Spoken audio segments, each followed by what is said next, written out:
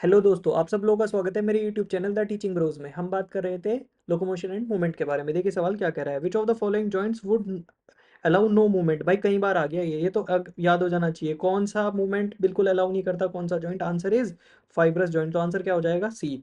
आगे देखिए, select the correct matching of the type of joint with the example in human skeletal system. Cartilaginous joint between frontal and parietal, गलत। Cartilaginous joint कहाँ होते हैं? Vertebral column में। आगे देखिए, pivot joint between third and fourth cervical vertebra. Pivot joint Atlas और axis के बीच में होता है, ये भी बिल्कुल गलत है।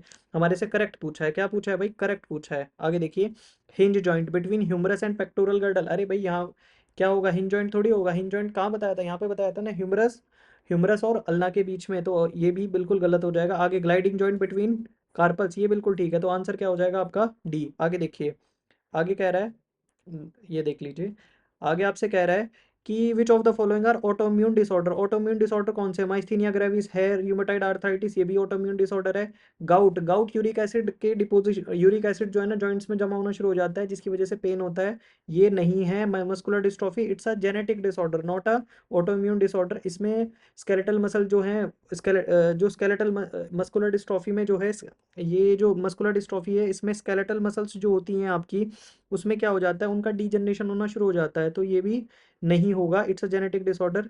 सिस्टेमिक ल्यूपस इराइथ्रोमेटस, ये भी एक क्या है बोलिए? ऑटोइम्यून डिसऑर्डर है। तो आपका ए हो जाएगा, बी हो जाएगा और ई हो जाएगा। ऐसा कोई ऑप्शन है? A b d? तो बी ऑप्शन आपका हो जाएगा आंसर।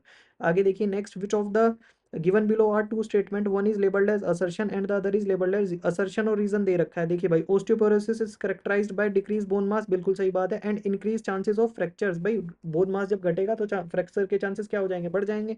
स्टेटमेंट बिल्कुल ठीक है, असर्शन ठीक है। मतलब common cause of osteoporosis is increase level of oestrogen. नहीं भैया, इंक्रीज थोड़ी, लेवल क्या होता है? डिक्रीज होता है। तो ये रीजन क्या हो जाएगा? गलत हो जाएगा। तो असर्शन आपका ठीक है, रीजन आपका गलत है। ऐसा कोई स्टेटमेंट है? Both assertion and reason are correct, गलत। Assertion is correct but reason is not correct. तो आंसर क्या हो जाएगा आपका? बी। आई होप आपको एक्सप्लेनेशन समझ आया होगा। Thank you so much for your patience listening.